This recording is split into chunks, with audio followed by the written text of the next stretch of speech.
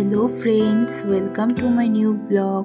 কোলাঘাট এপিসোডের আরেকটা ব্লগে তোমাদের সকলকে স্বাগত জানাই। আমরা এখন শেরি পাঞ্জাবে যাচ্ছি লাঞ্চ করতে। হোটেলে চেক ইন করে সুইমিং পুলে এনজয় করে স্নান করে শেরি পাঞ্জাবের উদ্দেশ্যে রওনা দিলাম লাঞ্চ করব বলে। কোলাঘাট ব্রিজে উঠে গেছি।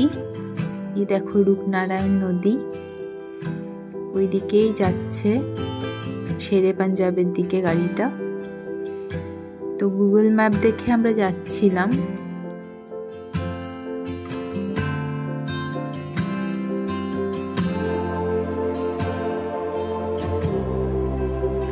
শেরে পাঞ্জাবে গিয়ে একটা জিনিস দেখলাম যে ওখানে মেনুতে মাটন খিচুড়ি আছে।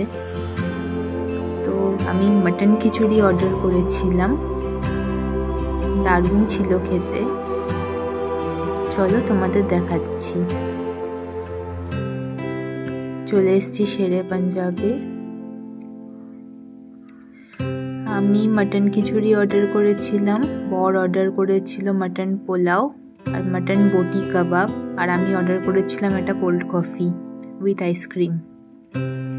মাটন খিচুড়িটা দারুণ ছিল খেতে, মানে আমি বলবো তোমরা যদি শেরে পাঞ্জাবে যাও একবার মাটন খিচুড়িটা অবশ্যই ট্রাই করো। আমি তো অবশ্যই বলবো ট্রাই করতে। বটি কাবাবটাও ভালো ছিল খেতে। এই যে মাটন খিচুড়ি, আর বরের থেকে একটু মাটন পোলাও অর্ডার খেয়েছিলাম, বেশ ভালোই ছিল খেতে মাটন পোলাওটাও।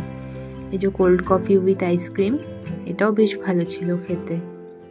খাওয়া দাওয়ার পর আমরা আবার চলে এলাম রিসর্টে। রিসর্টের ধারে দেখো এই সুন্দর রূপনারায়ণ নদীর তীর।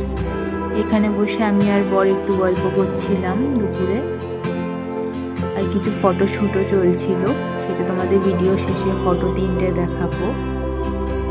ভিউটা অসাধারণ, তাই না? রিসর্টটা খুবই সুন্দর। রিসর্টের ধারে এরকম রেলিং করা আছে, তার পাশেই রূপনারায়ণ নদী। খুবই সুন্দর রিসর্টটা, অপূর্ব সুন্দর।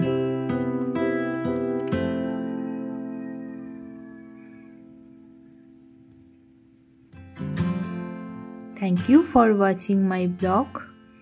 Please do like, share and subscribe.